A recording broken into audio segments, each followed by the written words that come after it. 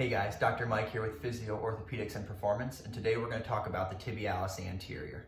What that muscle is, specifically muscle that runs right down here in the front of the shin. It's really important to my runners because when I come into heel strike, it's the muscle that controls the slow lowering of the foot. So for you or your running friends, you hear those people who are foot slappers. Every time they strike, the foot drops down and slaps. Those are the people we're talking about. In order to strengthen that muscle, what we're going to do is focus on what's called an eccentric, or the slow lowering of that muscle. In order to do that, you're going to want a band. All you're going to do is take that band and put it over both feet.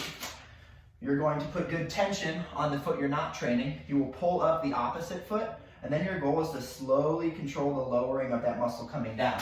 So if you need to increase tension, you can take away more of the band's range of motion, but it's controlling that lifting coming up, and then very slowly letting the control of it lowering.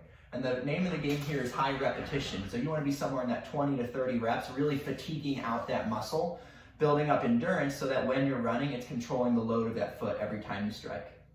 Thanks a lot for tuning in, guys. If you have any questions or concerns, feel free to check us out on physioorthoperform.com.